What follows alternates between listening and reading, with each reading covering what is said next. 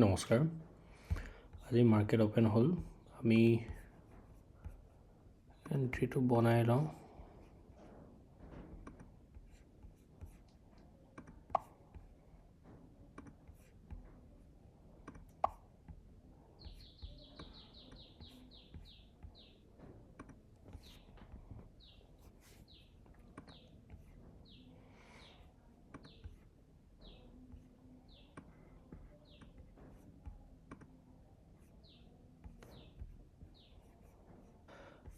আমি এইখিনি চেলাৰক টাৰ্গেট কৰা আমাৰ প্লান নাছিলে।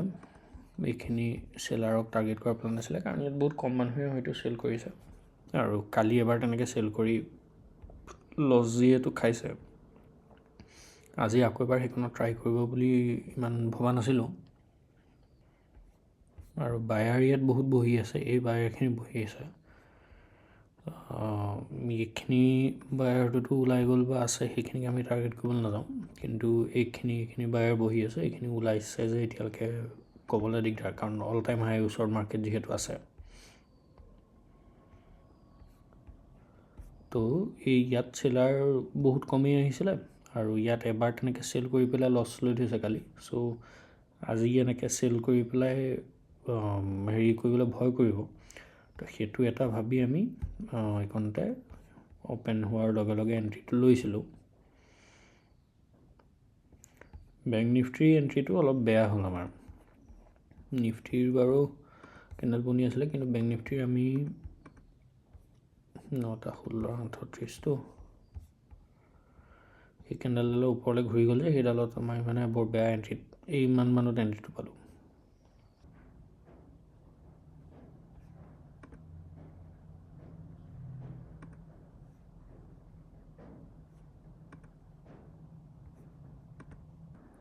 আমি অলপ 0-0লৈ আহিছোঁহি।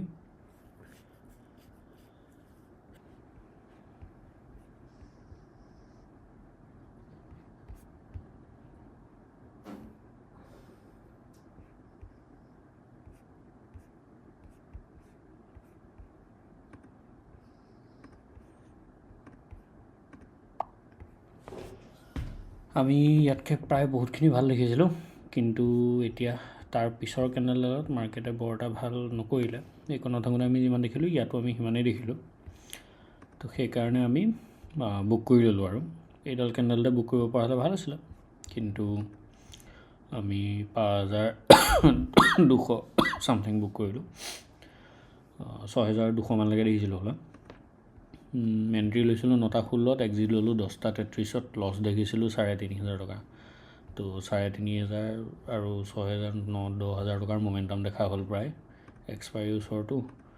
তো 384,119, 384,119 আমি সেইকাৰণে এতিয়া এক্সিটটো লৈ ল'লোঁ, কাৰণ ই প্ৰথমবাৰ তলে আহোঁতে টেনশ্যন নাছিলে, তাৰপিছৰ পৰা ওপৰলৈ গৈ তলে আহোঁতে আৰু টেনশ্যন নাছিলে।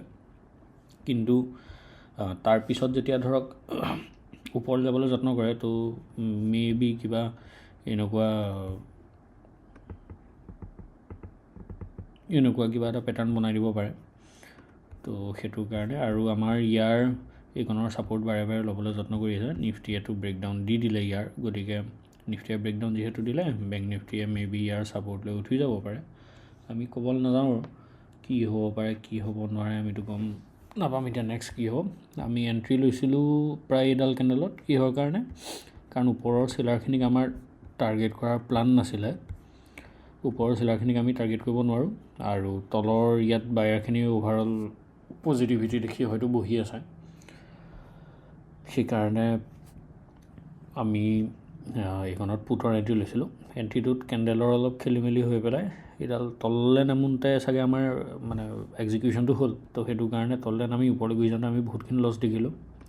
নিফটিটো আমি বহুতখিনি লছ দেখিলোঁ তেনেকুৱাকৈ, এইখিনি লছ, কিন্তু একো নাই, আমি অভাৰঅল ৰখি প্ৰফিটটোতো পালোঁ।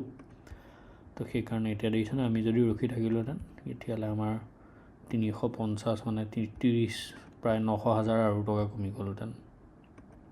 সেইকাৰণে আমি এইখনত এক্সিটটো লৈ ল'লোঁ। সপ্তাহটো ঠিকে ঠাকে গ'ল। সপ্তাহটো আপোনাৰ অভাৰঅল মোটামুটি কিবা এটা আহিলে আৰু অহা সপ্তাহলৈ চাওঁ। মানডে টিউজডেটো মষ্ট প্ৰবেবলি ট্ৰেড নহ'ব চাগে, কাৰণ মান্থলি এক্সপায়াৰীৰ ওচৰত আমি ট্ৰেড ল'বলৈ অলপ ভয় কৰোঁ। তো সেইকাৰণে চাওঁ। আৰু এতিয়া নিফটি এইখিনি ছাপৰ্টত আছে, আৰু মেবি তললৈ যাব, কিন্তু আমি ক'বতো নোৱাৰিম। আমি ট্ৰেড কিয় লৈছিলোঁ ক'লোৱে, এক্সিকিউশ্যনটোও ক'লোঁ। তো গতিকে আজিলৈ আহিছোঁ ইমানেই, ধন্যবাদ।